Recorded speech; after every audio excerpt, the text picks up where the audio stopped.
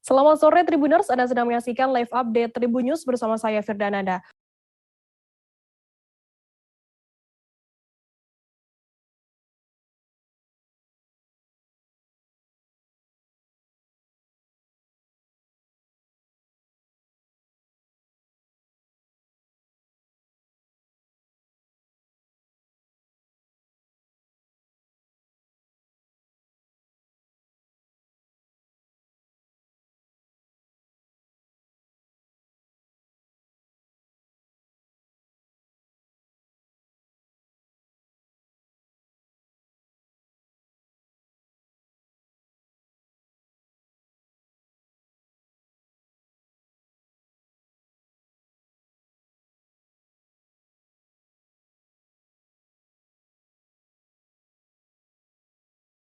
Selamat sore Tribuners, Anda sedang menyaksikan live update Tribun News bersama saya Firdananda. Sore ini kan kami sajikan informasi terkini dan menarik untuk Anda yang akan dilaporkan secara langsung oleh reporter kami di lapangan. Dan inilah live update selengkapnya.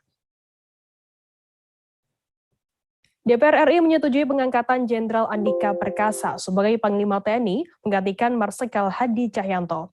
Persetujuan itu dilakukan dalam rapat paripurna DPR yang digelar pada Senin 8 November hari ini. Dalam rapat tersebut, Ketua Komisi 1 DPR RI, Mutia Hafid, menyampaikan laporan hasil uji kelayakan dan kepatutan atau fit and proper test calon Panglima TNI. Informasi lebih lengkapnya akan disampaikan oleh rekan jurnalis kami dari tribunnews.com. Ada Hairul Umam yang saat ini sudah tersambung bersama kami. Halo Umam. Halo rekan Firda. Umam, bisa Anda jelaskan bagaimana jalannya rapat paripurna DPR RI yang mengagendakan laporan Komisi 1 DPR RI atas hasil uji kelayakan Panglima TNI terhadap calon Panglima TNI? Ya, terima kasih rekan Firda. Bisa dilaporkan bahwa memang tadi pada hari ini DPR RI menggelar rapat paripurna dengan agenda tunggal, yaitu mendengarkan laporan Komisi 1 DPR RI terkait uji kelayakan dan kepatutan calon Panglima TNI Jenderal Andika Perkasa. Sebelumnya untuk diketahui bahwa pada Sabtu 6 November lalu Komisi 1 DPR RI menggelar fit and proper test calon Panglima TNI Jenderal Andika Perkasa. Kemudian pada Minggu 7 November kemarin, perwakilan fraksi dari Komisi 1 DPR RI mengunjungi kediaman Andika Perkasa di kawasan Senayan untuk memverifikasi faktual. Kembali ke rapat paripurna pada hari ini, tadi Ketua Komisi 1 DPR RI Mutia Hafid menyampaikan bahwa hasil uji kelayakan dan kepatutan calon Panglima TNI hasilnya itu hasil rapat internal Komisi 1 yaitu menyetujui pemberhentian dengan hormat Marsikal TNI Hadi Cahyanto sebagai Panglima TNI. Kemudian yang kedua, memberikan persetujuan terhadap pengangkatan calon Panglima TNI Jenderal TNI Andika Perkasa. Setelah menyampaikan laporannya, Ketua DPR RI yaitu Puan Maharani sebagai pimpinan rapat meminta persetujuan kepada seluruh anggota Dewan yang hadir dan seluruh anggota DPR kompak menyetujui bahwa Jenderal Andika Perkasa sebagai Panglima TNI yang baru. Begitu rekan Firda. Lantas apa yang disampaikan oleh Jenderal TNI Andika Perkasa seusai dirinya disetujui DPR menjadi Panglima TNI? Ya baik Firda, tadi ditemui usai rapat paripurna, Jenderal Andika Perkasa menyampaikan terima kasih kepada seluruh anggota DPR RI, terutama dari Komisi 1 DPR RI yang telah menyetujui pengangkatan dirinya sebagai Panglima TNI menggantikan Marsikal Hadi Cahyanto. Kemudian juga Jenderal Andika Perkasa mengucapkan terima kasih kepada awak media yang telah setia mengawal proses dari awal, yaitu fit and proper test, dan kemudian pada hari ini yaitu persetujuan dari seluruh anggota DPR. Selain itu juga tadi Jenderal TNI Andika Perkasa juga belum mengetahui kapan dirinya akan dilantik jadi Panglima TNI oleh Presiden Joko Widodo. Begitu rekan Firda. Umam, lantas bagaimana tindak lanjut dari hasil rapat paripurna pada hari ini? Ya baik Firda, dapat disampaikan bahwa sesuai aturan perundang-undangan, maka hasil rapat paripurna pada hari ini akan segera dilaporkan dan diberikan kepada Presiden untuk ditindaklanjuti dan kemudian juga diharapkan Presiden Jokowi nantinya bisa segera melantik Jenderal Andika Perkasa sebagai Panglima TNI menggantikan Marsikal Hadi Cahyanto. Begitu rekan Firda. Baik, terima kasih rekan jurnalis dari tribunnews.com Hairul Umam atas laporan Anda. Dan tadi Tribuners Hairul Umam juga sudah menghimpun keterangan dari Jenderal Andika Perkasa, calon Panglima TNI. Berikut liputannya untuk Anda. Mengucapkan terima kasih banyak kepada pimpinan DPR dan seluruh anggota DPR RI yang telah menyetujui surat Presiden tentang pengangkatan saya. Dan juga yang terpenting juga adalah terima kasih saya kepada seluruh rekan media yang telah mengikuti sejak awal proses. Itu aja. Berikutnya saya masih menunggu untuk resminya dari Presiden. Itu Pak ya. Belum dikasih tahu sampai sekarang. Nama yang milik hanya Presiden.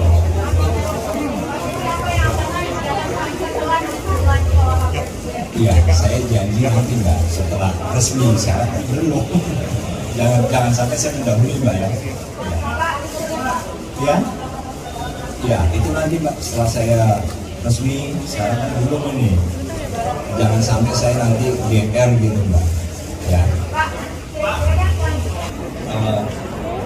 Sama Mbak, pokoknya nanti setelah ada resminya baru saya nggak mau mendahului dulu karena nanti disangka GR dan memang bukan kewenangan saya. Ya, terima kasih Bapak Ibu semuanya. Ya. Iya, saya akan kembali dulu ke kantor, saya akan lapor dulu. Ya. Menteri Koordinator Bidang Politik, Hukum, dan Keamanan Mahfud MD memerintahkan Ketua Satgas Bantuan Likuiditas Bank Indonesia atau BLBI untuk segera menyita aset obligor dan debitur BLBI yang belum memenuhi kewajibannya untuk membayar utang kepada negara dan tidak mau memenuhi panggilan Satgas BLBI. Hal itu disampaikan saat konferensi pers di kantor Kemenko Polhukam RI pada Senin 8 November. Informasi lebih lengkapnya akan disampaikan oleh rekan jurnalis kami dari tribunnews.com. Ada Gita Irawan yang saat ini sudah tersambung bersama kami. Halo Gita.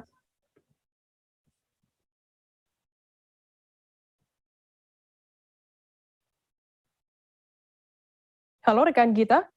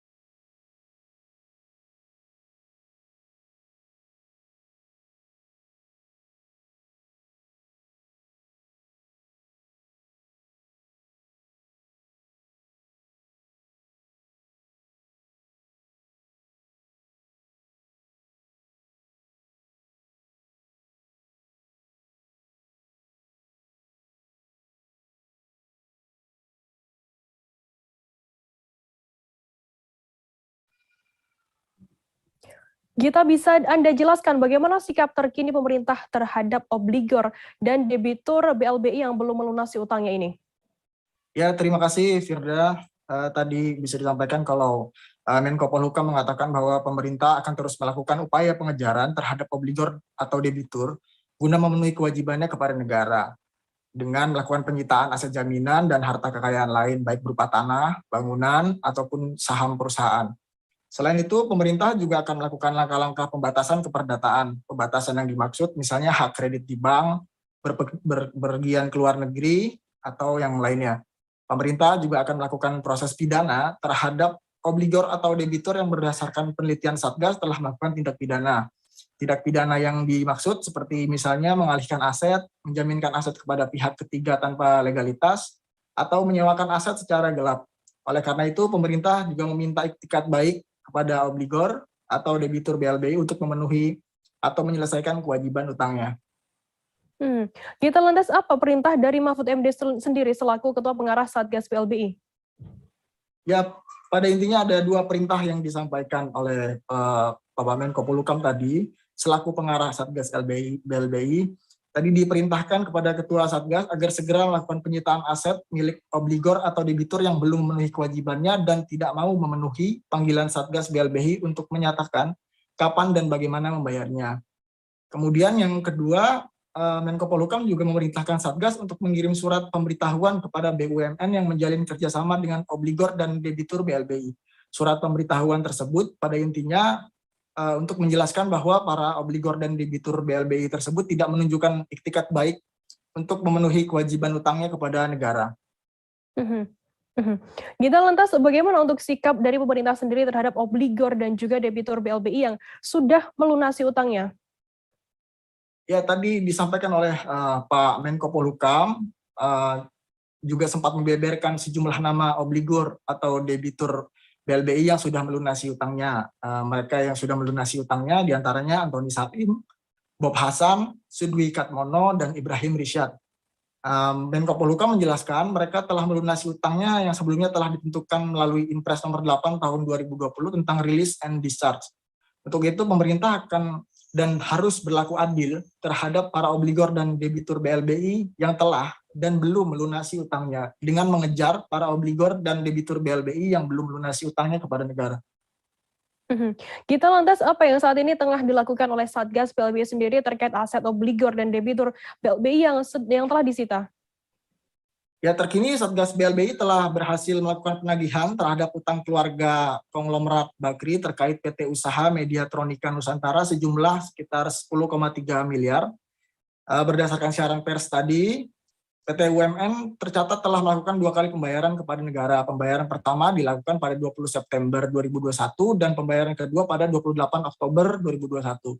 Dengan demikian sisa utang PT UMN adalah sebesar 12,3 miliar. Sebelumnya, Satgas BLBI juga telah memanggil keluarga konglomerat Bakri terkait dengan kewajiban negara pada Jumat 17 September lalu. 2 keluarga Bakri yang dipanggil, yakni Nirwan Bakri dan Indra Usman Syah Bakri yang merupakan adik dari pengusaha Abu Rizal Bakri. Upaya penagihan terhadap keduanya itu diketahui dari panggilan penagihan yang disampaikan oleh Satgas BLBI melalui Harian Kompas. Nah, di dalam pengumuman itu memang tersebut 2 nama dari keluarga Bakri tersebut. Selain itu, saat ini juga Satgas masih melakukan penilaian terhadap 124 hektar lahan milik PT Timor Putra Nasional di Karawang, Jawa Barat yang disita pada Jumat pekan lalu. Aset tersebut merupakan aset yang dulu dijaminkan oleh Hutomo Mandala Putra atau Tommy Soeharto kepada negara terkait dengan dana BLBI. Aset tersebut ditaksir senilai 600 miliar sampai 1,2 triliun. Penilaian terhadap aset tersebut diharapkan akan selesai pada pekan depan.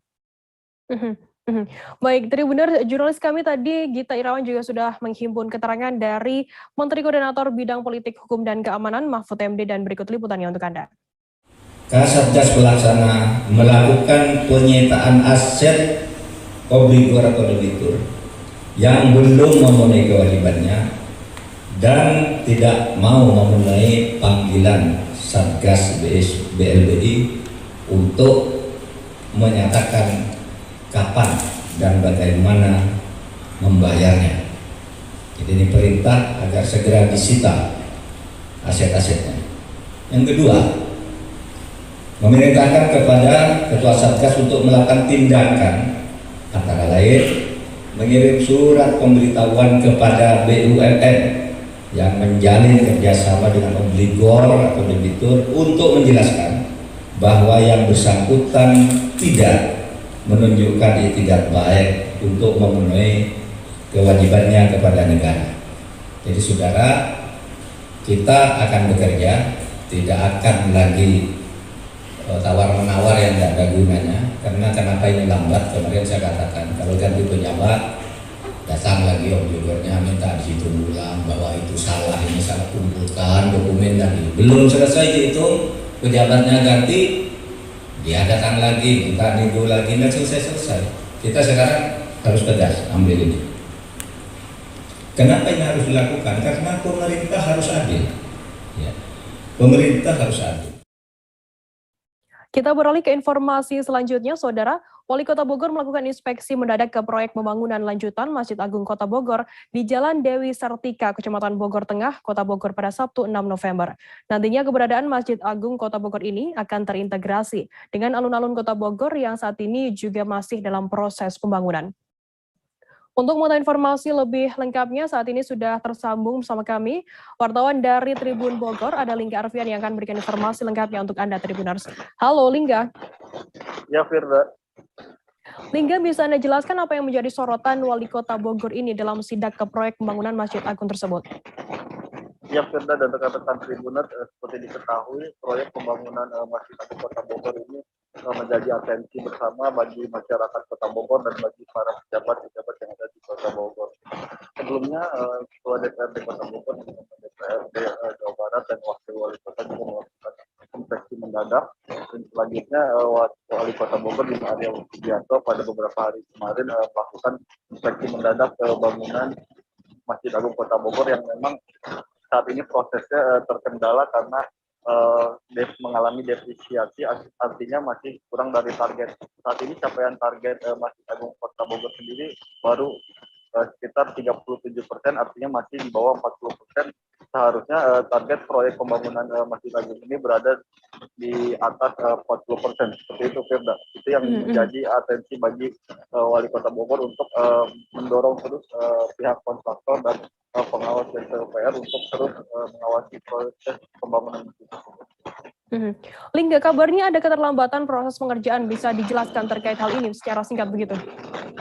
Ya, kita sebelumnya memang pembangunan proyek Masjid Agung ini mengalami keterlambatan di awal proyek pembangunan pada beberapa tahun lalu karena memang terkendala adanya Wali Kota Bogor menyebut adanya orang-orang yang tidak amanah ataupun kontraktor nakal yang menyebabkan pembangunan proyek ini sempat mangkrak beberapa lama.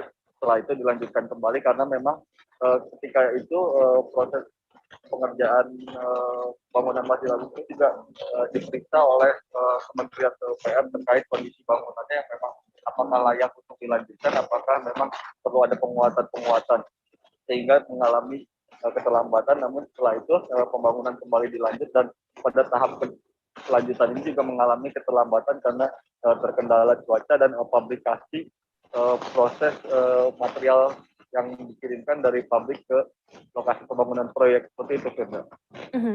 Lingga, lantas keberadaan Masjid Agung ini juga nantinya akan terintegrasi dengan alun-alun Kota Bogor. Apakah nantinya ini akan menjadi salah satu ikon baru di Kota Bogor? Ya, Firda, benar sekali.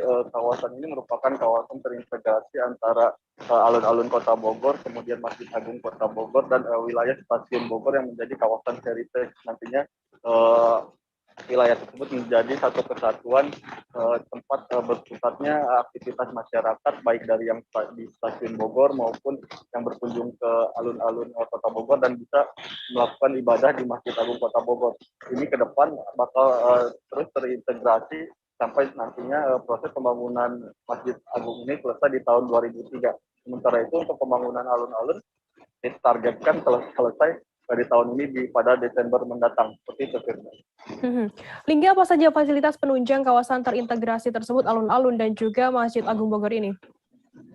Ya, Firda, untuk di alun-alun Kota Bogor sendiri ada berbagai fasilitas yang disediakan oleh pemerintah Kota Bogor. Di antaranya adalah informasi untuk turis, sehingga turis yang datang dari wilayah luar Kota Bogor bisa mengakses informasi seputar destinasi yang ada di Kota Bogor melalui tempat tersebut. Selain itu juga di sana disediakan pedestrian, tempat berjalan kaki, kemudian jogging track yang dilengkapi dengan sarana olahraga ataupun untuk nge-gym. Selain itu juga ada plaza yang fungsinya untuk para komunitas berekspresi untuk menginformasikan tentang komunitas mereka kepada masyarakat luas. Selain itu juga ada diorama, dan terakhir di belakang itu yang bersinggungan langsung dengan Masjid Agung Kota Bogor akan dipasang Asmaul Husna. Seperti itu, Firda. Baik, Tribuners, jurnalis kami Lingga tadi juga sudah menghimpun keterangan dari Wali Kota Bogor Bima Arya Sugiarto dan juga Kepala Dinas Perumkim Kota Bogor Juniarti Estiningsih. Berikut liputannya untuk Anda. Ya, saya tidak mau ada keterlambatan Jadi diusahakan kerja keras supaya tepat waktu karena ditunggu oleh umat Islam satu Kota Bogor, tidak saja oleh jemaah dari Masjid Agung, tapi umat Islam di Kota Bogor. Jadi saya akan awasi terus, saya akan intens mengawasi ini bersama dinas, bersama camat untuk memastikan semuanya tepat waktu, ya, tepat waktu. Sekali lagi targetnya memang berdasarkan kalender kegiatannya 17 Desember. 17 Desember. Ya. Saya akan monitor supaya tepat waktu. Saya cek tadi ada persoalan lain yang nggak ada. Ya, kalau persoalan hujan ketika masang kolom spiral ini bisa disiasati. Alun-alun ini untuk progres sudah 61,8%. Ada beberapa hal yang kita kerja. Terakhir pekerjaan kita nanti mudah-mudahan selesai di tanggal 8 Desember. Dan sekarang ini masih terus dikejar dengan penambahan tukang yang tadinya cuma 80, sekarang sudah masuk ke 97 orang tukang, dan kita kerjakan untuk siang malam supaya pekerjaan ini cepat selesai. Nanti malam ada pemasangan air mas, terus kita akan kejar terkait gedung TIC-nya, terus lagi beberapa zona-zona yang memang nanti supaya di tanggal 8 kita selesai. Sejauh ini kendala, Bu? Kendalanya tentunya hujan. Itu hujan sangat berpengaruh khususnya terhadap waktu pekerjaan para tukang. Tribuners, setelah jeda kami akan kembali dengan informasi menarik lainnya. Tetaplah di Live Update. Oke, apa kabar Bang Aris di sini untuk strateginya? Kalau saya sendiri di Jumip 37 ini yang semalam baru mulai, saya udah pasti. Sebenarnya aku nggak ngerasain penangkapan atau penggerebegan atau apapun itu. Karena gini loh, posisinya aku kriteria. Jadi kita mengenal disebut dengan stroke yang tidak berdarah dengan stroke yang berdarah. Stroke yang tidak berdarah itu biasanya ditandai dengan adanya penyumbatan. Kalau itu terjadi di sini mungkin pikirnya tidak ke situ kali ya, tapi kalau di Korea atau di Kamboja itu ada beberapa paper yang saya itu mas, ya, dulunya tukang koran.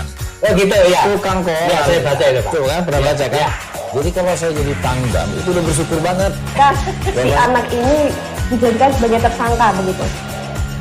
Ya, kalau ini kita bicara yang di luar kasus Sidoarjo ya. Dengan nama hujan shower, di mana terdapat batas jelas antara daerah hujan dan tidak hujan yang biasanya terjadi pada fase awal master stage atau tahap berbahaya itu Kang. Jadi mulai artinya terjadinya perlembekan. Nah itu untuk penetrasi akan sulit gitu ya. Dok, saya ini menurut saya memang tidak mudah, bukan urusan tanah diambil. Kalau misalnya Amerika Serikat sekarang, Rasulullah mengatakan dalam sebuah hadis bahwa berpuasa di 6 hari Syawal itu. Oke, apa kabar Bang Aris di sini untuk strateginya? Kalau saya sendiri di Jumip 37 ini yang semalam baru mulai, saya udah pasti. Sebenarnya aku nggak ngerasain penangkapan atau penggerebegan atau apapun itu. Karena gini loh, posisinya aku kriteria. Jadi kita mengenal disebut dengan stroke yang tidak berdarah dengan stroke yang berdarah. Stroke yang tidak berdarah itu biasanya ditandai dengan adanya penyumbatan. Kalau itu terjadi di sini mungkin pikirnya tidak ke situ kali ya, tapi kalau di Korea atau di Kamboja itu ada beberapa paper yang saya itu mas, ya, dulunya tukang koran. Oh gitu ya. Tukang koran. Ya, saya baca itu Pak. Tuh kan pernah baca kan? Ya. Jadi kalau saya jadi pangdam itu udah bersyukur banget. Si anak ini dijadikan sebagai tersangka begitu. Ya, kalau ini kita bicara yang di luar kasus Sidoarjo ya. Dengan nama hujan shower, di mana terdapat batas jelas antara daerah hujan dan tidak hujan yang. Terima kasih Anda masih bersama kami di Live Update. Kita beralih ke informasi selanjutnya, Saudara. Longsor terjadi di Jalan Poros Palopo Toraja, Sulawesi Selatan pada Minggu 7 November. Sedikitnya ada 30 titik longsor sepanjang jalur tersebut, dan ada 11 titik yang menutupi badan jalan. Mulai dari Kelurahan Lebang, Kelurahan Batang, dan Kelurahan Batang Barat, Kecamatan Wara Barat yang berbatasan Kabupaten Toraja Utara. Informasi lebih lengkapnya akan disampaikan oleh rekan jurnalis kami. Dari Tribun Timur ada Arwin Ahmad yang saat ini sudah tersambung bersama kami. Halo Arwin. Ya, halo rekan Firda dan Tribuners. Arwin, bisa Anda jelaskan terkait peristiwa longsor yang melanda di sana seperti apa informasinya? Ya, terima kasih rekan Firda dan Tribuners. Jadi peristiwa longsor terjadi di 3 kelurahan, yakni Kelurahan Bang, Kelurahan Batang, dan Kelurahan Batang Barat, Kecamatan Muara Barat, Kota Palopo, Sulawesi Selatan. Yang mana jalur ini merupakan jalur utama atau jalur provinsi yang menghubung Kota Palopo dan Kabupaten Toraja Utara.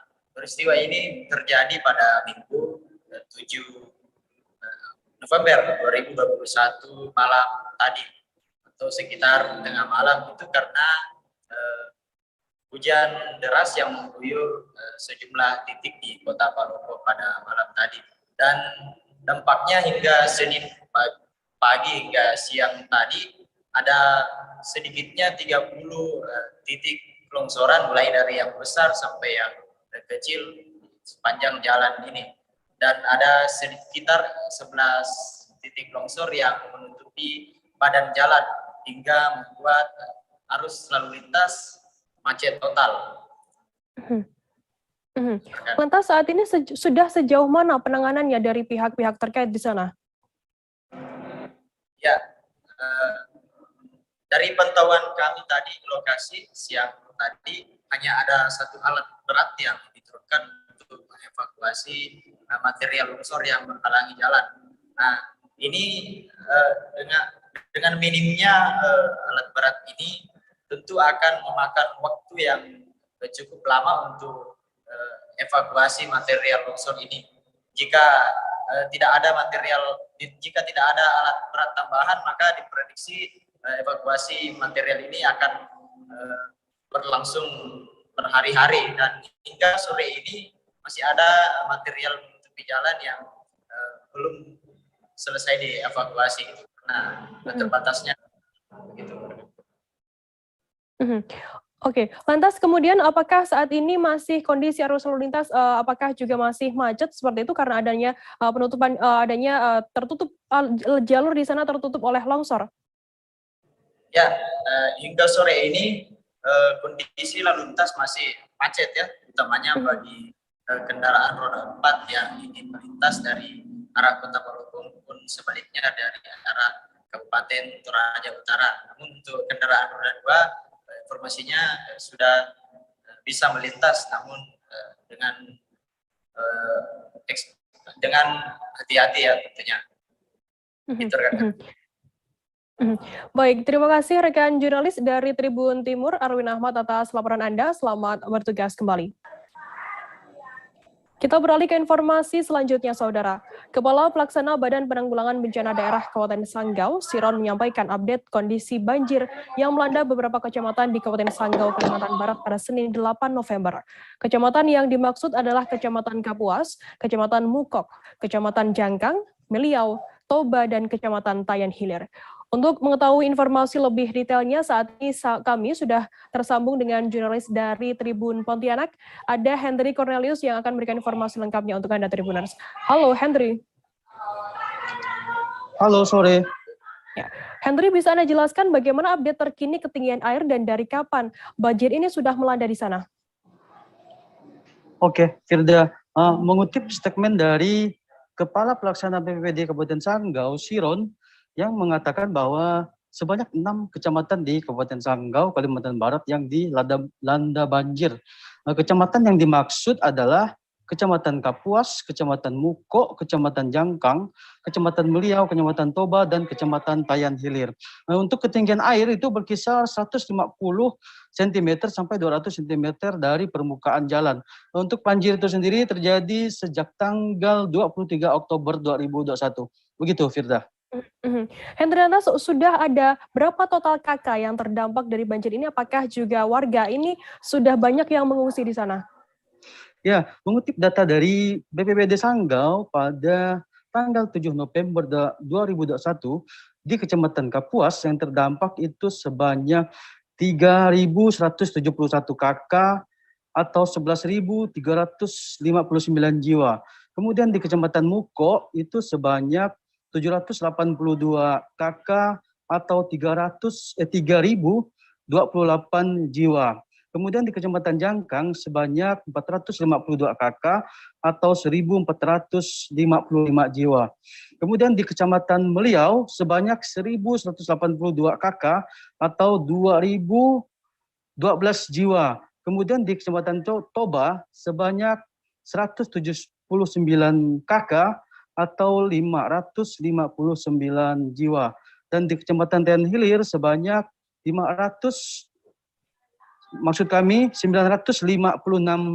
kakak atau 3.824 jiwa. Untuk totalnya sebanyak 6.642 kakak atau 22.273 jiwa. Akan tetapi untuk Kecamatan Jangkang banjir sudah surut dan tidak ada lagi rumah yang tergenang banjir.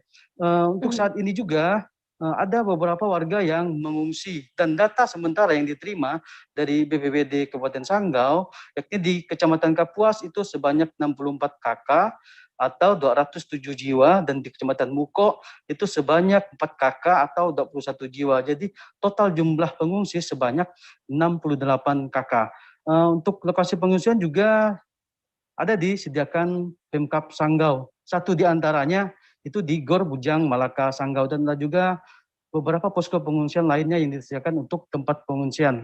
Kemudian juga akan didirikan dapur umum. Begitu, Firda. Hendri, lantas apakah saat ini ribuan kakak tersebut yang terdampak banjir ini sudah menerima bantuan dari pemerintah setempat? Ya, Firda. Terkait bantuan sudah diserahkan oleh pemerintah Kabupaten Sanggau melalui instansi terkait kepada warga terdampak banjir di 6 kecamatan yang dilanda banjir di Kabupaten Sanggau. Kemudian juga tidak hanya dari pemerintah, selain itu ada juga pihak-pihak swasta ataupun perorangan yang menyerahkan bantuan kepada warga terdampak banjir. Ada yang secara langsung dan ada juga yang melalui posko yang didirikan berbagai pihak ataupun organisasi-organisasi di Kabupaten Sanggau. Kemudian ada juga pihak perusahaan yang menyerahkan bantuan melalui BPBD Sanggau. Kemudian juga informasi beberapa hari yang lalu, tepatnya pada 3 November 2021, Menteri Sosial RI Tri Risma Harini dan juga didampingi pejabat lainnya langsung memantau kondisi banjir di Kabupaten Sanggau dan juga menyerahkan bantuan kepada warga terdampak banjir di Kabupaten Sanggau. Sekian, Firda. Baik, terima kasih rekan jurnalis dari Tribun Pontianak Hendri Cornelius atas laporan Anda update mengenai banjir di sana. Dan tadi Tribuners Hendri juga sudah menghimpun keterangan dari Kasih Pencegahan Bencana Badan Penanggulangan Bencana Daerah BPBD Kabupaten Sanggau, Christian Hendro. Berikut liputannya untuk Anda. Kondisi banjir saat ini sudah berjalan 2 pekan. Pertama kali melanda Kabupaten Sanggau itu tanggal 23 Oktober 2021 sampai dengan hari ini. Kecamatan yang terdampak itu ada 6, Kecamatan Jangkang, Kecamatan Muko, Kecamatan Kapuas, Kecamatan Meliau, Kecamatan Tayan Hilir, dan Kecamatan Toba. Adapun jumlah yang terdampak ini kurang lebihnya sudah mencapai 22.327 jiwa, yang mana dalam hal ini kami pemerintah Kabupaten Sanggau melalui Badan Penanggulangan Bencana Daerah sudah melakukan koordinasi dengan TNI Polri dan seluruh OPD yang terkait penanggulangan bantuan bantuan banjir. Himbauan kami kepada siapapun untuk segera mengungsi agar bisa kami data berapa jumlah total pengungsi dan akan kita berikan bantuan untuk makanan selama mengungsi di tempat pengungsian.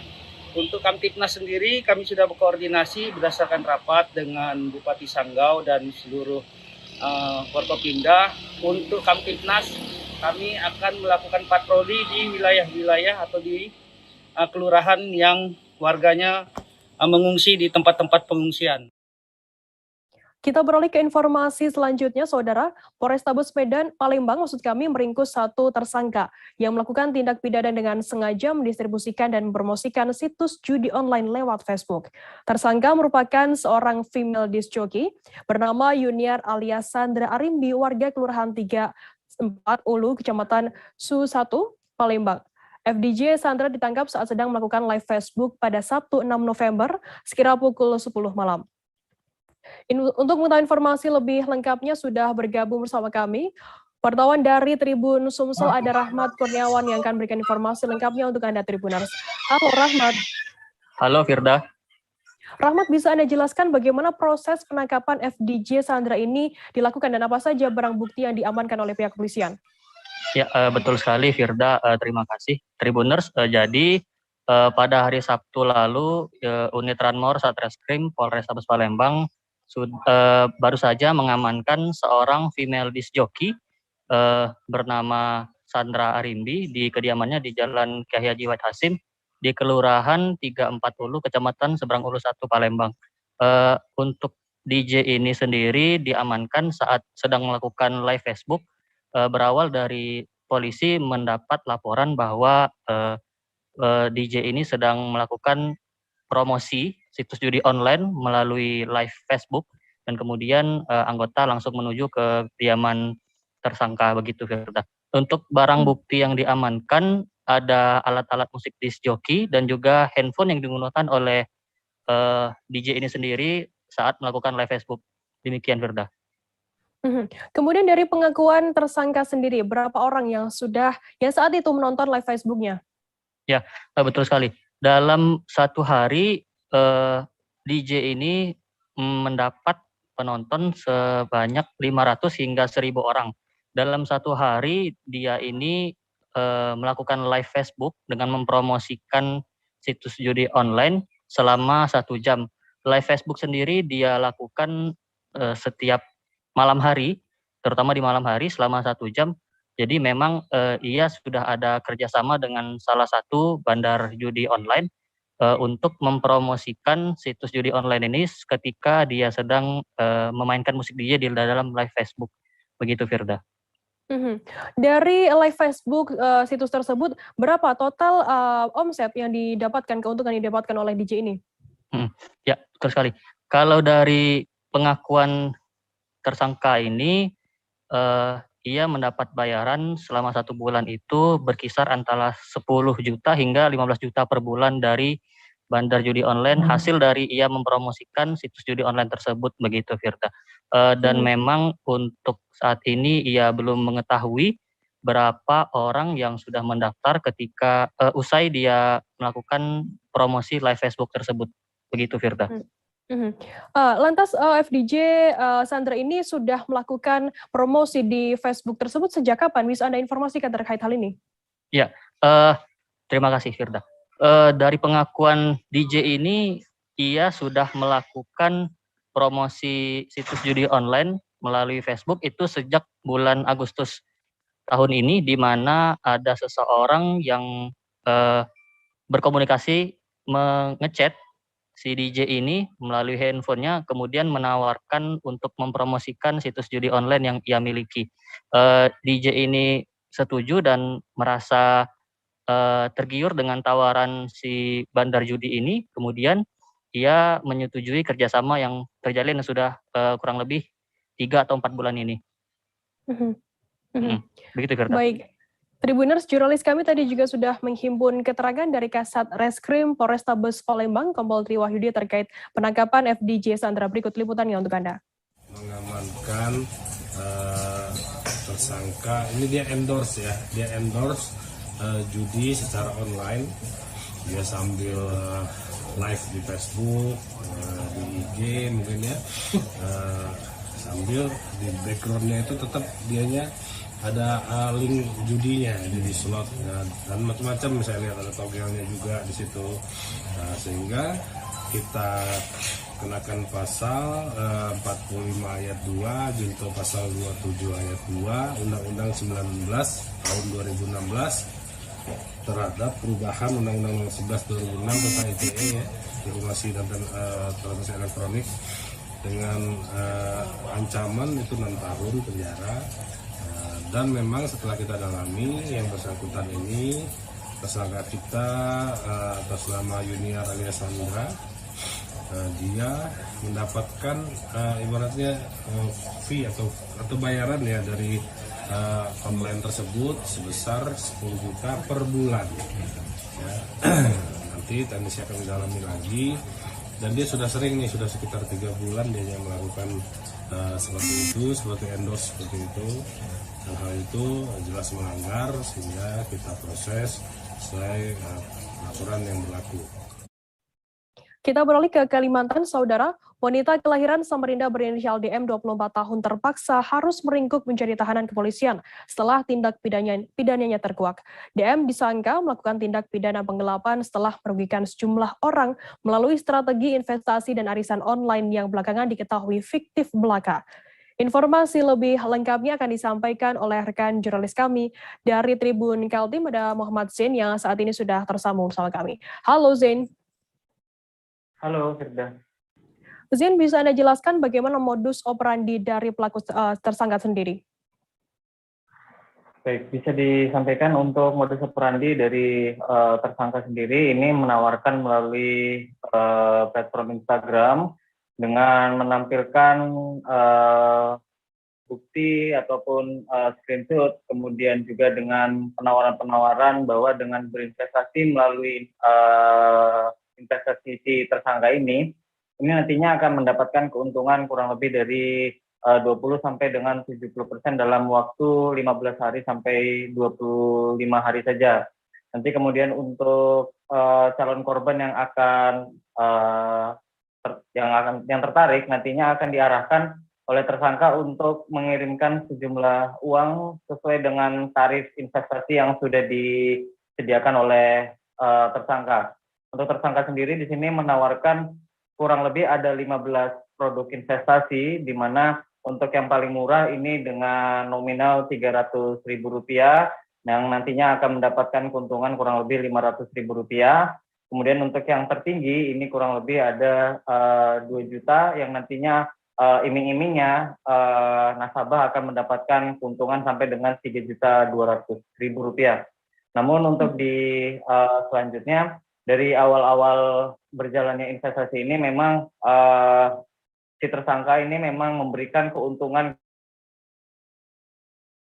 nasabahnya. Kemudian nasabah yang merasa mendapatkan keuntungan, kemudian secara mulut ke mulut menawarkan kepada teman-temannya yang lain, sehingga banyak masyarakat yang kemudian tergiur dengan investasi yang ditawarkan oleh tersangka DM ini. Seperti itu kurang lebihnya. Zain, lantas sudah ada berapa korban dari aksi yang dilakukan oleh pelaku sendiri? Baik, sampai dengan bulan Mei 2021 kemarin sudah tercatat kurang lebih ada 900 orang korban. Ini tersebar di seluruh Indonesia yang didominasi dari masyarakat di kawasan Pulau Jawa.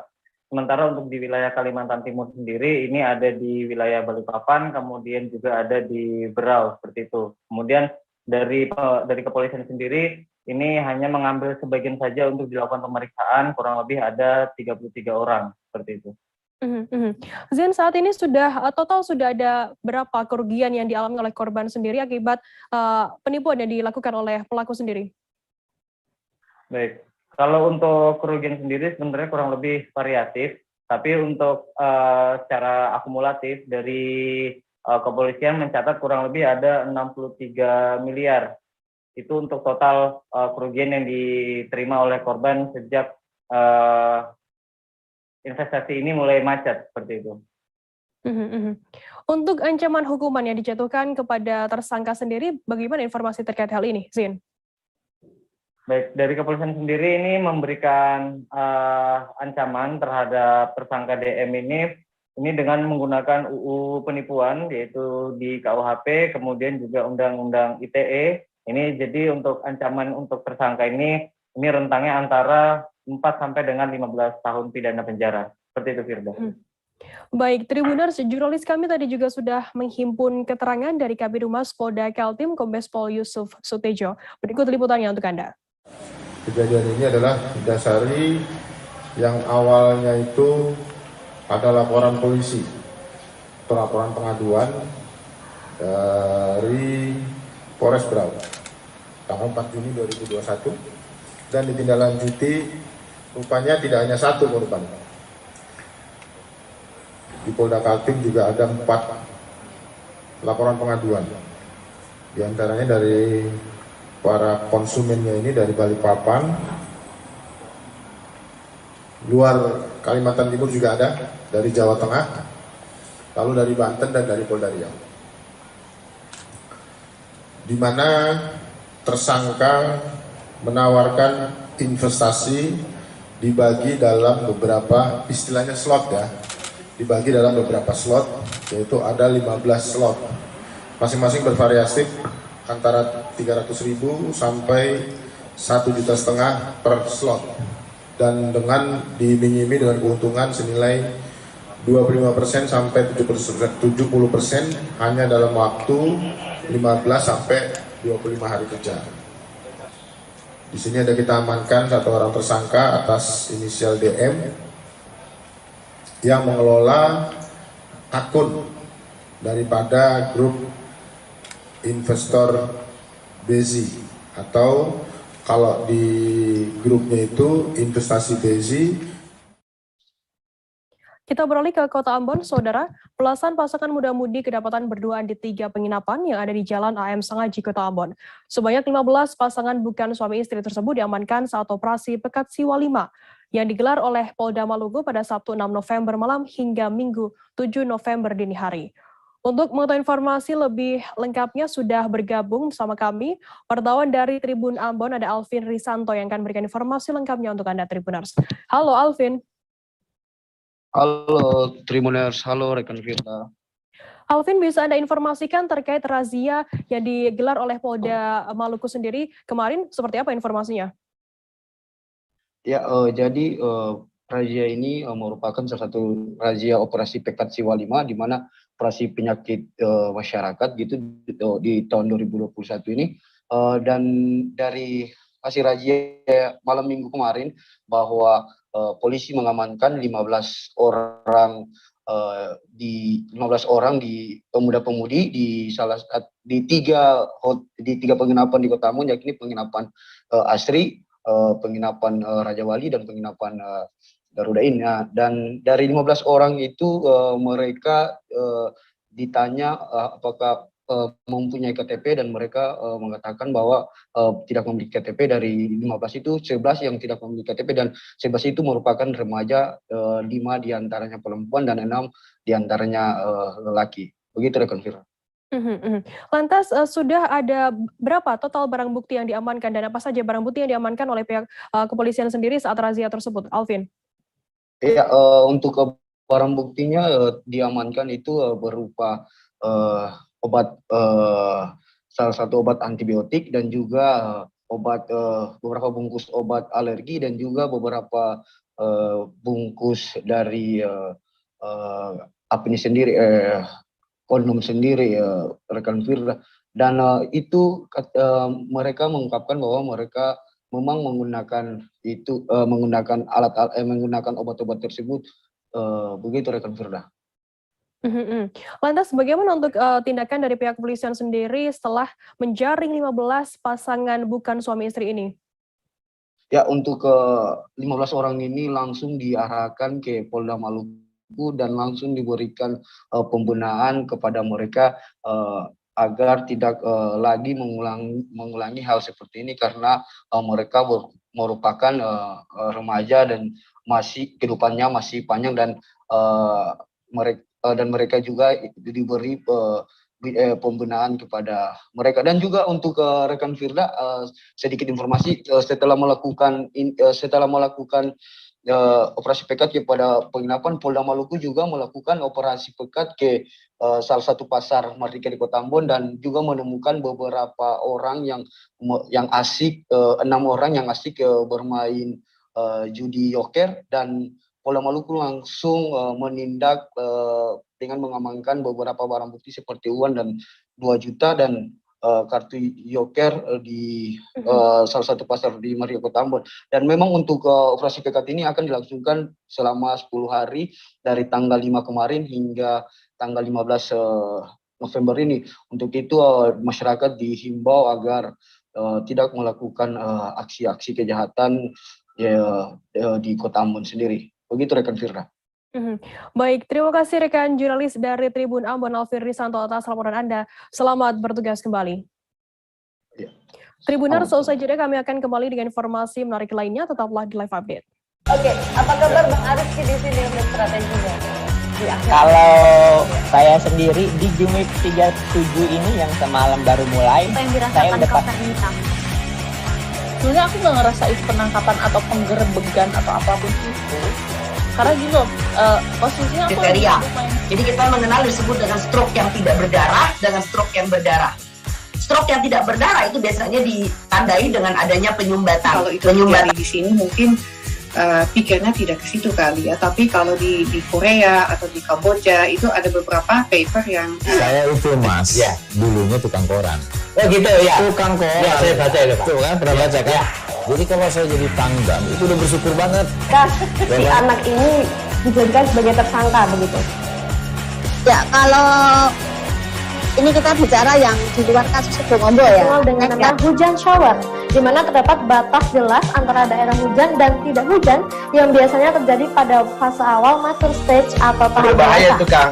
Jadi mulai artinya terjadinya perlembekan. Nah itu untuk penetrasi akan sulit. Gitu ya. Dok, saya ini menurut saya memang tidak mudah, bukan urusan tanah diambil. Kalau misalnya Amerika Serikat sekarang, Rasulullah mengatakan dalam sebuah hadis bahwa berpuasa di 6 hari Syawal itu. Oke, apa kabar Bang Arif di sini untuk strateginya? Kalau saya sendiri di Jumip 37 ini yang semalam baru mulai, saya udah sebenarnya aku nggak ngerasain penangkapan atau penggerebegan atau apapun itu. Karena gini loh, posisinya aku kriteria. Jadi kita mengenal disebut dengan stroke yang tidak berdarah dengan stroke yang berdarah. Stroke yang tidak berdarah itu biasanya ditandai dengan adanya penyumbatan. Kalau itu terjadi di sini mungkin pikirnya tidak ke situ kali ya, tapi kalau di Korea atau di Kamboja itu ada beberapa paper yang Saya itu mas, dulunya tukang koran. Oh gitu ya. Tukang koran. Ya, saya baca itu Pak. Tuh kan, pernah baca kan? Jadi kalau saya jadi pangdam, itu udah bersyukur banget. Si anak ini dijadikan sebagai tersangka begitu.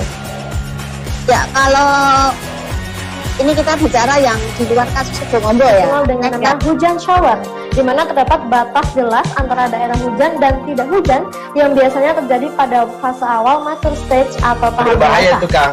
Jadi mulai artinya terjadinya perlembekan. Nah itu untuk penetrasi akan sulit. Gitu ya. Dok, saya ini menurut saya memang tidak mudah, bukan urusan tanah diambil. Kalau misalnya Amerika Serikat sekarang, Rasulullah mengatakan dalam sebuah hadis bahwa berpuasa di 6 hari Syawal itu. Terima kasih Anda masih bersama kami di live update. Kita beralih ke informasi selanjutnya, Saudara. Banjir masih mengenangi pemukiman warga Jalan Haji Briti, Kelurahan Kembangan Selatan, Kecamatan Kembangan, Jakarta Barat pada Senin 8 November siang. Sejumlah anak sedang bermain air banjir di sana dan sejumlah petugas PPSU sedang membersihkan saluran air. Informasi lebih lengkapnya saat ini mengenai kondisi terkini di lokasi banjir. Saat ini kami sudah bergabung dengan jurnalis dari Warta Kota Live, ada Miftahul Munir yang akan memberikan informasi lengkapnya untuk Anda Tribuners. Halo Munir. Halo rekan Firda. Munir, bisa Anda informasikan terkait penyebab banjir di permukiman warga ini seperti apa informasinya? Baik, keterangan dari warga bahwa banjir yang terjadi di sana karena luapan Kali Pesanggerahan Jakarta Barat pada hari Minggu kemarin sekira pukul 15.00 WIB, air sudah mulai masuk ke pemukiman warga setinggi 80 cm. Seperti itu rekan kerja. Lantas pada kemarin pasca hujan deras berapa ketinggian air di sana? Untuk ketinggian air pasca hujan deras yang mengguyur Jakarta Barat pada hari Minggu kemarin itu tingginya mencapai 1,5 meter di pemukiman Jalan Haji Briti, Kembangan, Jakarta Barat. Kemudian mengungsi di sejumlah titik yang berada di kawasan pemukiman warga. Seperti itu rekan kerja. Kemudian apakah ada faktor lain yang menyebabkan banjir di sana? Baik, tadi sesuai dari keterangan warga bahwa faktor lain yang menjadi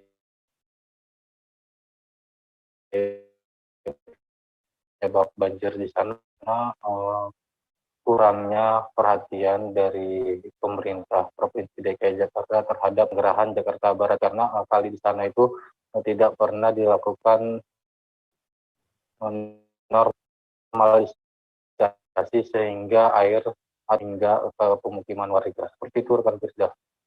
Baik, Tribuners, jurnalis kami tadi juga sudah menghimpun keterangan dari Sudarsono, warga sekitar yang terdampak banjir. Berikut liputannya untuk Anda. Oh, berarti memang sebelumnya belum pernah banjir sini? Banjir sih banjir, tapi kan dibagi dua dulu. Oh, dibagi dua. Sekarang berarti setelah di sono di apa tuh namanya? Ditutup. Nah, air itu tumpahnya ke sini semua. Gitu. Dan setelah lama kali itu nggak di apa tuh namanya? Ya, kan kalau dulu kan waktu saya sih bukannya ini ya, sebelum Pak Anies itu kan keruk kali. Oh, zamannya Pak Ahok berarti Pak ya? Iya, dikeruk, jadi kan dalam jadinya lumpurnya itu keangkat kan, jadi air itu bisa. Berarti zamannya Pak Ahok di sini banjirnya nggak terlalu parah Pak? Iya. Tapi tetap banjir? Tetap banjir, tapi nggak begitu parah kayak ini lebih parah banget. Ini dari kemarin Pak? Dari kemarin. Ini pas lagi hajatan lagi coba. Oh. Kasihan juga. Iya. Lagi hajatan, lagi rame-ramenya. Kamu? Ini ada tamu ya teman-teman lah. Ya hajatan tapi nggak begitu ini gitu, nggak begitu mewah, cuma sederhana aja. Akhirnya datang, kasihan juga. Tapi ini tingginya semana Pak kemarin Pak? Itu kerendam sih. Pak Kepaguman. Harapannya supaya kali itu normalisasi gitu Pak? Iya, normalisasi. Kalau bisa ya untuk Pak Anies itu supaya sini itu pagar ya, diracak ya. Kalau ini ya kasih tanggul gitu Pak? Ya ditanggul lah istilahnya, biar kali itu bisa lancar, nggak tumpah ke sini, harapannya begitu. Kita beralih ke informasi selanjutnya, Saudara. 3 orang menjadi korban pengeroyokan oleh sekelompok pemuda ketika melintasi jalur lintas selatan Desa Selok Anyar, Kecamatan Pasirian, Lumajang, Jawa Timur pada Minggu 7 November. Saat kerusuhan terjadi, salah satu warga merekam kejadian tersebut hingga videonya viral di media sosial. Informasi lebih lengkapnya saat ini sudah tersambung bersama kami, jurnalis dari surya.co.id, ada Tony Hermawan yang akan memberikan informasi lengkapnya untuk Anda Tribuners. Halo Tony. Halo, selamat sore rekan Firda. Tony, bisa Anda jelaskan terkait kronologi kejadian tersebut seperti apa? Ya baik rekan Firda, benar sekali pada hari Minggu sore kemarin telah terjadi aksi pengeroyokan ya di jalan lintas selatan Desa Selok Anyar, Kecamatan Pasirian, di mana belakangan ini diketahui bahwa korban ada 3 orang, yang mana merupakan mereka adalah satu keluarga menjadi korban pengeroyokan sekelompok pemuda di Jalan JLS. Untuk kronologinya sendiri, Kapolsek Pasirian menuturkan bahwasanya mereka yang satu anggota keluarga yang merupakan warga Desa Pandan Arum Kecamatan Tempe ini bermula ketika perjalanan menuju ke Desa Bagu. Sesampainya di Jalan JLS, mereka tiba-tiba menjumpai sekelompok pemuda yang sedang nongkrong-nongkrong di JLS. Entah apa penyebabnya, mereka lalu menjadi korban pengeroyokan. Saat pengeroyokan itu terjadi, warga sekitar yang melihat merekam kejadian itu sampai akhirnya video tersebut viral di media sosial. Begitu rekan Firda. Terkait kondisi dari korban sendiri saat ini seperti apa? Bisa Anda informasikan, Tony? Baik rekan Firda, setelah kejadian itu salah satu korban yang mana ayah dari korban melaporkan kejadian tersebut ke Polsek Pasirian. Beliau mengatakan bahwa salah satu anaknya mengalami luka lebam di bagian pinggang sebelah kanan. Untuk itu pihak keluarga menginginkan polisi mengusut tuntas kasus tersebut.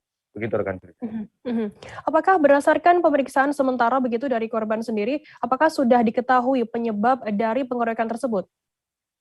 Sementara ini untuk penyulutnya masih belum diketahui rekan Firda, karena pihak korban Ya, korban mengatakan kepada kepolisian hanya melintas di JLS, lalu tiba-tiba langsung dikeroyok oleh sekelompok pemuda.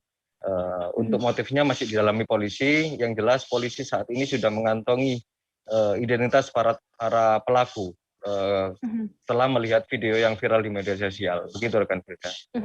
Tony, kemudian bagaimana untuk tindakan dari pihak kepolisian sendiri untuk mencegah adanya aksi balas dendam? Iya, baik rekan Firda.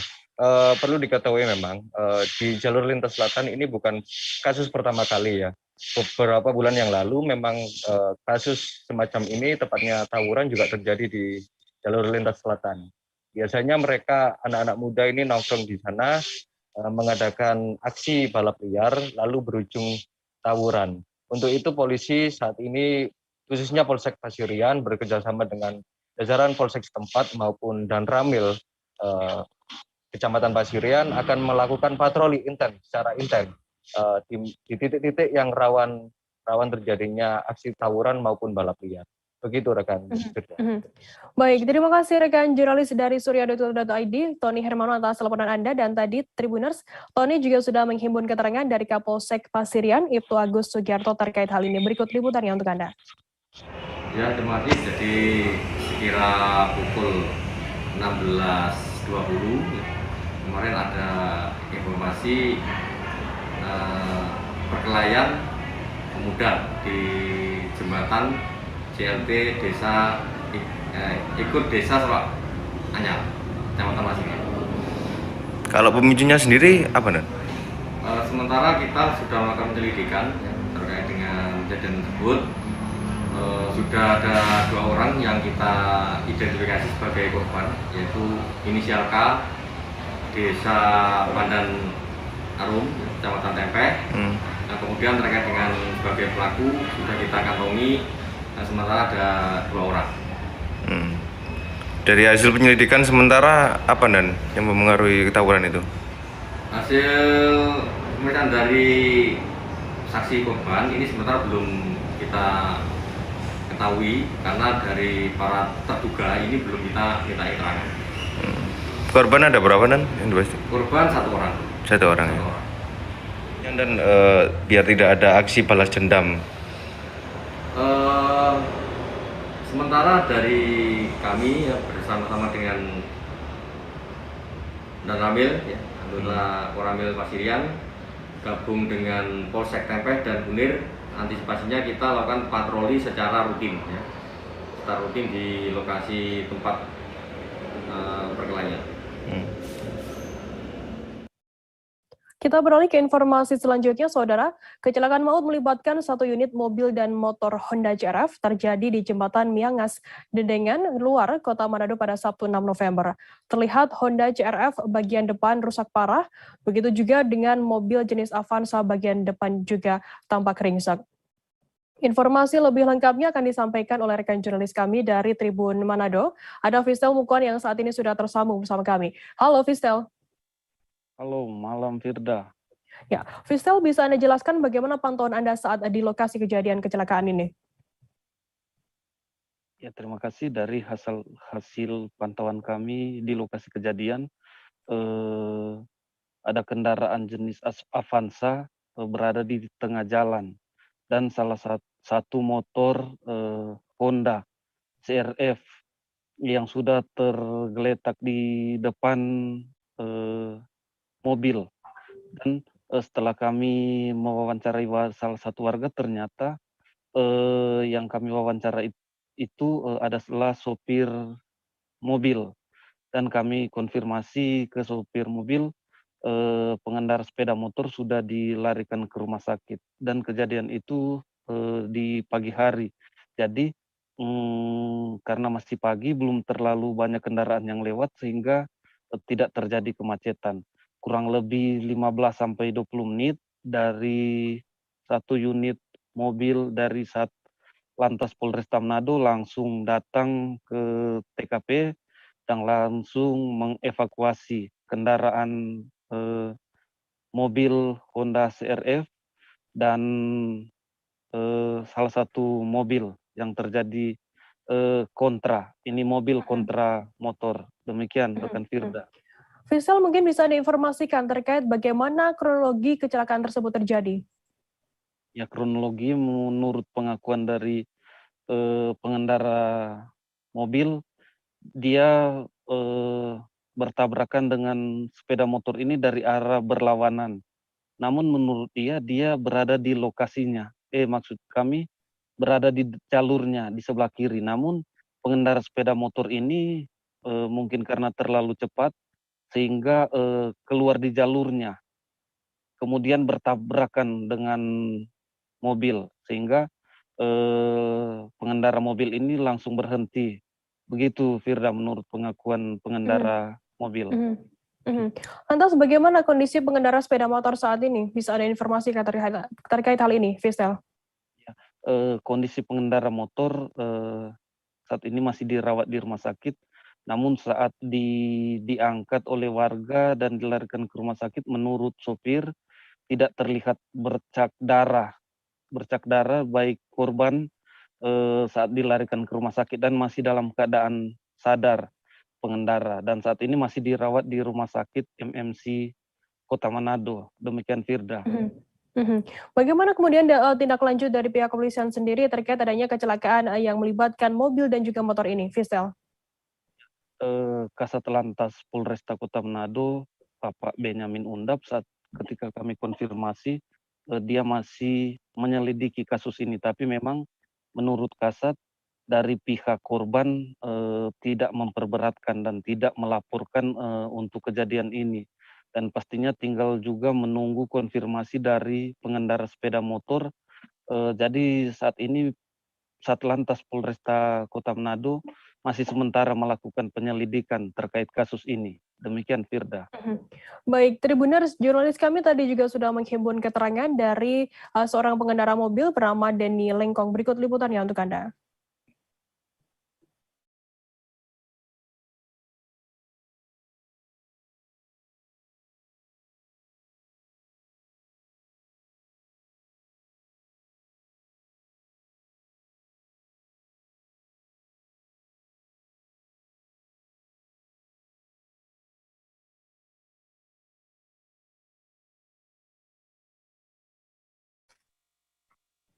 Kita beralih ke informasi selanjutnya, Saudara. Suseno, 63 tahun, warga asal Pedukuhan Jatirejo, Pedukuhan Gari, Wonosari, Gunung Kidul, yang dikabarkan hanyut di Sungai Oya, kini berhasil ditemukan pada Senin 8 November pagi.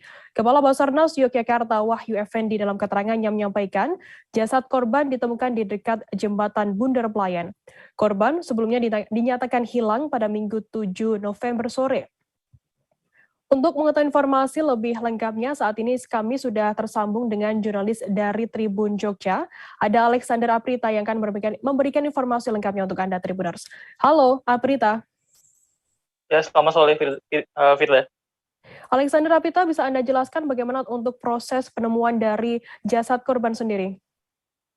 Ya, Firda, berdasarkan keterangan dari Kepala Basarnas Yogyakarta, penemuan jasad Suseno yang sebelumnya dilaporkan hanyut pada Minggu sore kemarin, itu ditemukan sekitar pukul 5.30 pagi tadi oleh tim SAR yang melakukan pencarian, dan seperti disampaikan sebelumnya, itu lokasi penemuannya di dekat jembatan Pelayan, Bundar Pelayan, dan itu lokasinya sekitar 7 km dari lokasi awal tempat kejadian pertama dilaporkan. Demikian, Finda. Untuk kronologi kejadian hilangnya dan juga tenggelamnya korban sendiri seperti apa informasinya, Alexander? Ya, berdasarkan keterangan dari keterangan Kasubag Humas Polres Gunung Kidul itu Suryanto, yang juga mendapat keterangan dari saksi yang merupakan warga setempat seperti itu. Saat itu Suseno hendak menyeberang Sungai Oya dengan melintasi bendungan yang ada di situ, yang posisinya berada di Pedukuhan Gari di Wonosari.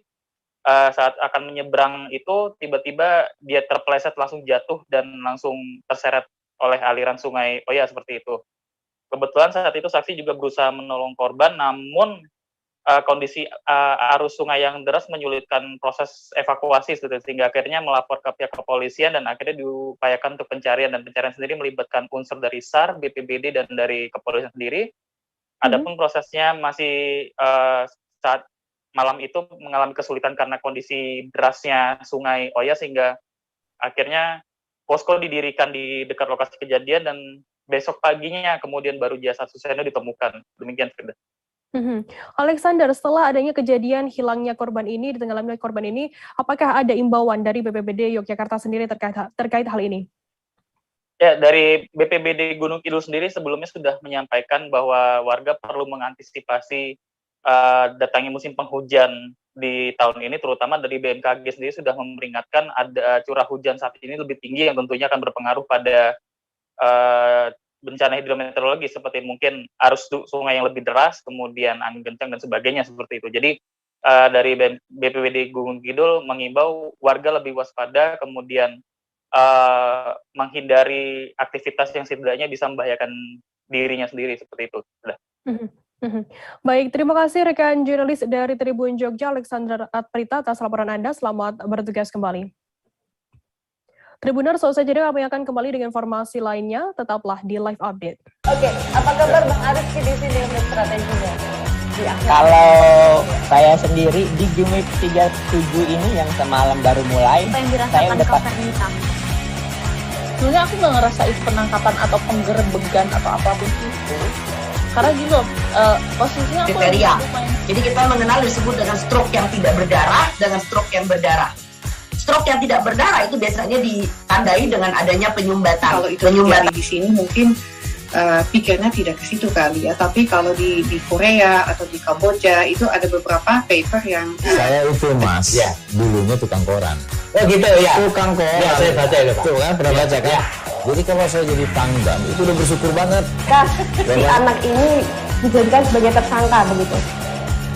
Ya, kalau ini kita bicara yang di luar kasus Situbondo ya. Dengan nama hujan shower, di mana terdapat batas jelas antara daerah hujan dan tidak hujan yang biasanya terjadi pada fase awal master stage atau tahap berbahaya itu Kang. Jadi mulai artinya terjadinya perlembekan. Nah itu untuk penetrasi akan sulit gitu ya. Dok, saya ini menurut saya memang tidak mudah, bukan urusan tanah diambil. Kalau misalnya Amerika Serikat sekarang, Rasulullah mengatakan dalam sebuah hadis bahwa berpuasa di 6 hari Syawal itu. Oke, apa kabar Bang Ariski di sini untuk strateginya? Kalau saya sendiri di Jumip 37 ini yang semalam baru mulai, saya udah sebenarnya aku nggak ngerasain penangkapan atau penggerebegan atau apapun itu. Karena gini loh, posisinya aku Jadi kita mengenal disebut dengan stroke yang tidak berdarah dengan stroke yang berdarah. Stroke yang tidak berdarah itu biasanya ditandai dengan adanya penyumbatan. Kalau itu terjadi di sini mungkin pikirnya tidak ke situ kali ya. Tapi kalau di Korea atau di Kamboja itu ada beberapa paper yang saya itu Mas, ya, dulunya tukang koran. Oh gitu ya. Tukang koran. Ya, saya baca itu, Pak. Tuh kan, pernah baca kan? Ya. Jadi kalau saya jadi pangdam itu udah bersyukur banget. Si anak ini dijadikan sebagai tersangka begitu. Ya, kalau ini kita bicara yang di luar kasus Situbondo ya. Dengan nama hujan shower, di mana terdapat batas jelas antara daerah hujan dan tidak hujan yang biasanya terjadi pada fase awal master stage atau tahap berbahaya itu Kang. Jadi mulai artinya terjadinya perlembekan. Nah itu untuk penetrasi akan sulit gitu ya. Dok, saya ini menurut saya memang tidak mudah, bukan urusan tanah diambil. Terima kasih Anda masih bersama kami di Live Update. Kita beralih ke informasi selanjutnya, Saudara. Profauna Indonesia telah memetakan kerusakan alam yang diduga menjadi penyebab terjadinya banjir bandang di Kota Batu, Jawa Timur. Organisasi pegiat lingkungan tersebut memprediksi jika upaya rehabilitasi baru bisa membuahkan hasil dengan durasi lebih dari 3 tahun. Ketua Profauna Indonesia Rosek Nur Sahid menganalisa wilayah sepanjang lereng Gunung Arjuna saat ini sebagian besar telah kehilangan fungsinya sebagai hutan lindung. Alih fungsi hutan menjadi lahan sayur disebut-sebut menjadi biang kerok rusaknya fungsi hutan lindung sebagai penyerap air ke dalam tanah. Informasi lebih lengkapnya akan disampaikan oleh rekan jurnalis kami dari Surya Malang. Ada Erwin Wicaksono yang saat ini sudah tersambung bersama kami. Halo Erwin. Halo rekan Firda. Erwin, bisa Anda informasikan terkait bagaimana saat ini kondisi hutan di kawasan lereng Gunung Arjuna? Ya, baik. Berdasarkan informasi yang kami dapat dari Ketua Profauna Indonesia, Rosek Nur Zahid, mengatakan bahwa 90% wilayah lereng Gunung Arjuna yang tersebar di beberapa kota dan kabupaten seperti Kota Batu dan Kabupaten Malang, 90% telah beralih fungsi bukan lagi menjadi hutan lindung, namun menjadi lahan pertanian sayur seperti itu. Hal tersebut turut dikritisi oleh Profauna sebagai penyebab juga dugaan atas terjadinya banjir di Kota Batu. Begitu, Firda. Erwin, apakah kerusakan hutan di lereng Gunung Arjuna ini berimplikasi terhadap kejadian banjir bandang di Kota Batu beberapa waktu terakhir ini? Ya, berdasarkan survei lapangan yang dilakukan oleh Profauna sendiri bersama pegiat-pegiat lingkungan lain, organisasi tersebut menduga secara kuat dugaan satu-satunya yang mencuat saat ini adalah alih fungsi lahan yang terdapat di lereng Gunung Arjuna seperti itu. Pasalnya tanaman-tanaman sayur sendiri tidak cukup kuat untuk menahan air resapan dari air hujan, sehingga membutuhkan sebuah langkah percepatan reboisasi dengan menanam tanaman-tanaman yang memang untuk menyerap air dengan baik seperti itu, seperti minimal pohon buah-buahan seperti itu. Begitu, Firda. Aduh, lantas bagaimana upaya reboisasi yang dilakukan oleh pihak-pihak di sana pada saat ini? Ya, sejauh ini Profauna Indonesia telah berkoordinasi dengan pemerintah setempat dan langkah nyata sendiri dari Profauna sedang berkoordinasi juga dengan petani-petani setempat agar mau untuk mulai menanam tanaman-tanaman buah-buahan. Kenapa tanaman-tanaman buah-buahan? Karena tanaman buah-buahan sendiri dirasa cukup kuat untuk meresap air dan juga selain itu bisa juga dimanfaatkan secara ekonomis kepada para petani karena bisa diambil panen setiap panennya. Namun untuk mengembalikan fungsi hutan yang telah rusak dari berbagai macam hal seperti kebakaran dan sebagainya membutuhkan waktu yang tidak lama ya. Bahkan itu prediksinya bisa sampai 4 tahun lebih seperti itu hingga akhirnya bisa pulih kembali. Begitu, Firda. Berarti membutuhkan waktu yang cukup lama untuk mengembalikan fungsi hutan lindung di Malang sendiri. Baik, terima kasih rekan jurnalis dari Surya Malang Erwin Wicaksono atas laporan Anda, dan tadi Tribuners Erwin juga sudah menghimpun keterangan dari Ketua Profauna Indonesia Rosek Nur Zahid, dan berikut liputannya untuk Anda. Barusan kami menyusuri sumber masalah, jadi kami coba urut asal airnya dari mana gitu kan. Jadi kesimpulan kami, karena tadi saya naik juga sama tim perhutani ya, kesimpulan sementara adalah begini, ada beberapa hal penyebab. Satu, memang di hutan lindung yang di atas dan juga hutan produksi, itu kan sudah ditanami banyak sayur. Ya, terutama di hutan lindung. Hutan lindung yang seharusnya menjadi tegaan hutan, tegaan pohon yang menyerap air, mencegah longsor, itu sudah menjadi sayur. Akibatnya apa? Ya, air tidak ada yang menyerap ke dalam tanah, tidak ada sistem perakaran yang menyerap sehingga langsung mengalir dengan deras, turunlah ke ceruk-ceruk sungai yang kering. Ya, kemudian yang kedua, di beberapa tempat tuh ada pohon-pohon yang tumbang, yang dulu kebakaran, dan itu menyumbat. Kesimpulan pokoknya adalah ini tidak terlepas dari fungsi hutan lindung yang sudah melemah, yang sudah berubah dari pohon-pohon kayu, ya, pohon rimba menjadi tanaman sayur. Yang jelas, yang pertama kita akan melanjutkan rehabilitasi. Alih komoditi tanaman sayur menjadi pohon buah-buahan. Itu yang pertama. Kemudian yang kedua, kita akan mempertahankan sisa hutan lindung yang utuh. Jangan sampai itu kemudian dibuka, jangan sampai ada satu pohon pun yang dibunuh atau ditebang ataupun dibakar. Jadi dua itu yang akan kami lakukan. Kelihatannya simpel tapi tidak mudah untuk mewujudkan gitu. Menelusuri kisah para atlet disabilitas Peparnas ke-16 memang tak ada habisnya, dan kali ini salah satu kisah inspiratif mereka datang dari cabur boccia. Satu di antaranya adalah atlet cabur boccia bernama Yahya Fele, menceritakan persiapannya untuk ajang Peparnas ke-16 Papua. Informasi lebih lengkapnya akan disampaikan oleh rekan jurnalis kami dari Tribun Papua, ada Aldi Bimantara yang saat ini sudah tersambung bersama kami. Halo Aldi. Ya, halo Firda dan juga Tribuners. Menjelang memasuki ya pekan pertama, pekan Paralimpiade atau pekan Paralimpik Nasional Peparnas ke-16 di Provinsi Papua. Ini memang tidak hanya sekadar pertandingan ataupun perolehan medali yang menjadi sorotan, juga namun ini yang menjadi salah satu yang menjadi sorotan menarik ialah kisah-kisah atau sosok-sosok atlet yang bertanding dalam beberapa cabang olahraga di ajang Peparnas ke-16 di Provinsi Papua, seperti salah satunya ini sosok atlet Papua cabang olahraga boccia yakni Yahya Fele yang ingin sekali mempersembahkan medali emas untuk Papua begitu, dan dirinya termotivasi ya berlatih sudah semenjak 2 tahun yang lalu untuk menyumbangkan medali emas bagi Provinsi Papua di ajang Pekan Paralimpik Nasional ke-16 di Provinsi Papua kali ini. Firda. Aldi, mungkin bisa Anda gambarkan begitu bagaimana cerita awal mula Yahya Fele sendiri mengenal cabur boccia?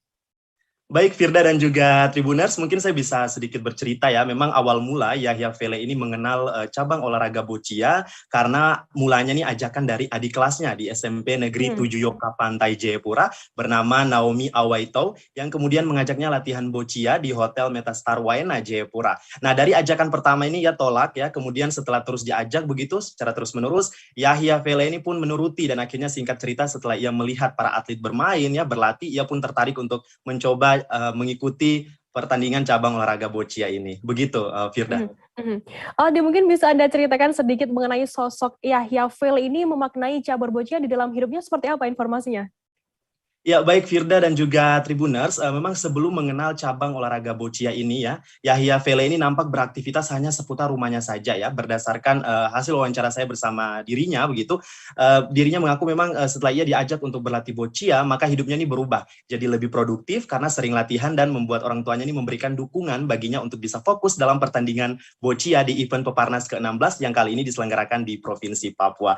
Jadi memang dapat dikatakan Firda dan juga Tribuners, Yahya Fele ini memang memaknai boccia ini sebagai pengubah hidupnya begitu dari yang sebelumnya hanya di rumah saja begitu, karena memang diketahui dirinya merupakan penyandang tunadaksa begitu ya, yang tidak bisa beraktivitas secara penuh seperti kita pada umumnya begitu.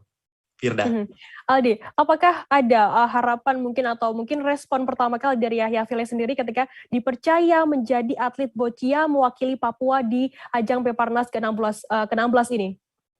Iya Firda, memang suatu kehormatan juga ya bagi saya bisa berkesempatan nih untuk mewawancarai salah satu atlet potensial Papua begitu ya di ajang Pekan Paralimpik Nasional ini. Dan memang dalam kesempatan wawancara bersama saya memang dirinya mengaku sangat optimis ya dapat meraih medali emas dan ingin dipersembahkannya ini untuk orang tua yang tak bosan merawatnya tentunya. Walaupun ini ia penyandang disabilitas tunadaksa seperti yang sudah saya informasikan sebelumnya, memang Firda dan juga Tribuners, baginya Peparnas ke-16 kali ini adalah satu cahaya baru bagi kehidupannya ya. Dia menceritakan seperti itu dan ia berharap begitu agar dapat bermanfaat bagi tanah Papua, tempat di mana ia lahir dan dibesarkan melalui event Peparnas ke-16 di Provinsi Papua. Saya juga mengajak kepada Tribuners semua ya untuk kita mendukung ya atlet-atlet kita yang tentunya bertanding dalam ajang Pekan Paralimpik Nasional ke-16 di Provinsi Papua. Sekian sementara dari Jayapura, Papua, kembali ke Firda di studio. Baik, terima kasih rekan jurnalis dari Tribun Papua Aldi Bimantara atas laporan Anda. Sehat selalu, selamat bertugas kembali. Kita beralih ke informasi selanjutnya, Saudara. Pada babak pertama laga Liga 3 Jatim, Madura FC mengungguli Persebaya Bangkalan dengan skor 2-1 di Stadion Ahmad Yani Sumeneb. Pertandingan dimulai pukul 13:15 pada Senin, 8 November hari ini. Dalam pertandingan kali ini, tim berjuluk Laskar Joko Tele sebagai tuan rumah mengawalinya dengan baik, lantaran menit ke-10 mencetak gol di gawang Perseba Bangkalan. Informasi lebih lengkapnya akan disampaikan oleh rekan jurnalis kami dari Tribun Madura. Ada Ali Hafidz yang saat ini sudah tersambung bersama kami. Halo Ali.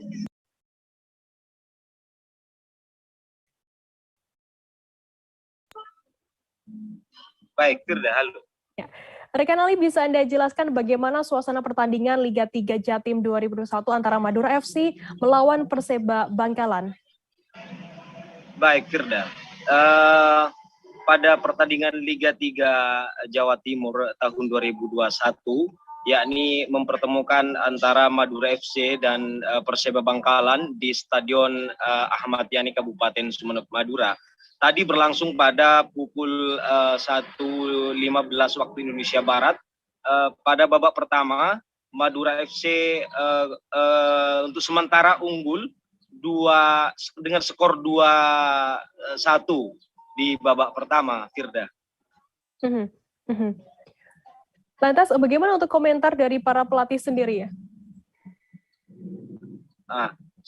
Sebelum kita berkesempatan untuk memintai komentar dari kedua pelatih ini, di babak kedua tim Madura FC melawan Perseba Bangkalan ini menang telat ya. Perseba Bangkalan dengan skor 1 dan juga Madura FC dengan skor 6. Ini di skor kedua sangat bagus permainan Madura FC, terus memberikan serangan terhadap Perseba Bangkalan dengan gol dengan 4 gol. Dengan jumlah skor ini 6, dan juga setelah bermain tadi kita berkesempatan untuk mewawancarai yang pertama dari asisten pelatih Perseba Bangkalan, yakni Mas Tommy. Beliau mengakui kekalahan terhadap Madura FC. Padahal sebelumnya Mas Tommy sudah mempersiapkan anak buahnya mempersiapkan untuk melawan Madura FC. Cuman mengakui dengan kecepatan dan teknik yang digencarkan oleh Madura FC ini,